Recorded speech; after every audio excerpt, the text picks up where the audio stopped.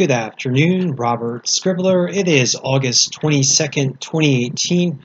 Thank you for joining me for another climate change and clean energy video blog.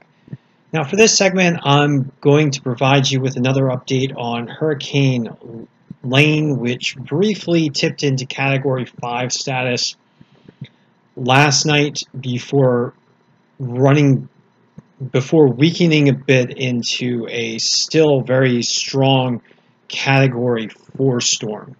But before I do, I'd like to share with you this picture from August 21st, or yesterday, showing both the central and western Pacific, featuring Hurricane Lane, Typhoon Cimarron, and Typhoon Sulik, both of which are encroaching upon Korea, China, and Japan. For now, though, we're going to focus in on Lane, which is presently closing in on a close encounter with Hawaii. So according to the National Hurricane Service, as of the latest advisory, Lane contains maximum sustained winds of 155 miles per hour, presently moving to the northwest-northwest at 8 miles per hour, and has a minimum central pressure of 935 millibars.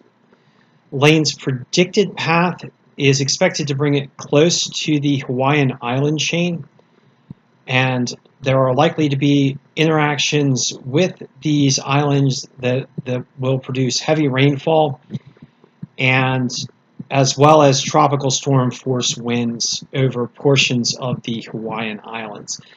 The impacts are expected to be relatively intense. I'm going to go into a little bit of that later.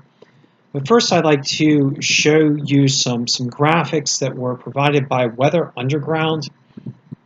This a satellite shot, enhanced satellite shot of Lane as it achieved Category 5 status just south of the Big Island, and a more recent satellite shot showing Lane encroaching upon the Hawaiian island chain.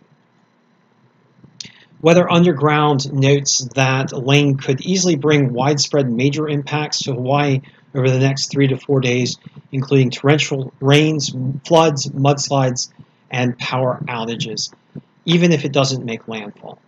And it's worth noting that the present National Hurricane Center track does bring it very close to land, but with no landfall indicated through early morning Saturday. I'm going to go ahead and show you a GFS model run that does show Lane making landfall according to a GFS model prediction, but it's worth noting that the path of Lane is still rather uncertain, and it's most likely that the National Hurricane Center consensus track is the most likely track.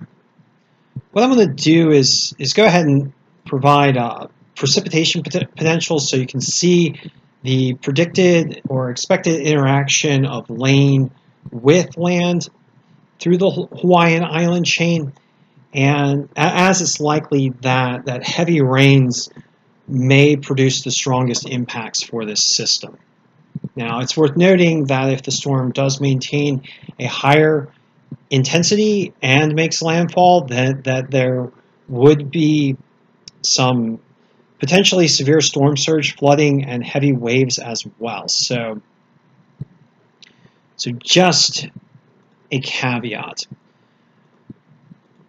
Now, advancing this model, we find that Lane does, according to GFS, encroach upon the island chain by tomorrow. And as we get late into Thursday and early into Friday, the approach starts to get rather close, with the Big Island seeing continuous potential for heavy rainfall in the higher elevations over an extended period. At this point, the GFS model, as we start to get into Friday, shows Lane turning toward the north and starting to encroach upon the Hawaiian Islands land masses directly, and according to this model, recurves a bit toward the north and east, with a run toward land by late Friday and early Saturday. So just an example of a potential projected path for Lane. I'm going to go ahead and switch to the wind graphic and as well as the total cloud graphic, show you a potential projected cloud cover map for Saturday, or late Friday, early Saturday, as the case may be.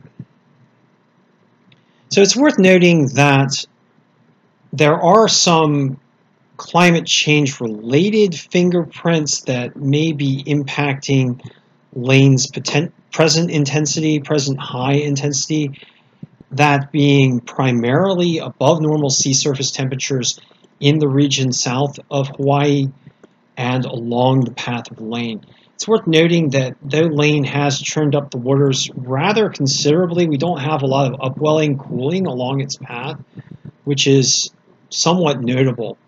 And it's also worth taking into account the fact that waters directly south of the Hawaiian Islands are about 1 to 2 degrees Celsius above average. Sea surface temperatures do cool a bit as you get toward the Hawaiian Island chain, but sea surface temperatures in the range of 28 degrees Celsius or 82 degrees Fahrenheit are still quite strong, still quite high. So a lot of fuel available for Lane, with likely weakening to occur due to wind shear primarily, with sea surface temperatures not a major limiter to the storm. So just an update for Lane in general, a very dangerous storm approaching the Hawaiian Islands at present. And I'd just like to recommend that everyone, or that all interests in the Hawaiian chain, please pay attention to local and National Weather Service and National Hurricane Center updates, as well as any emergency warnings as it relates to this system presently approaching land.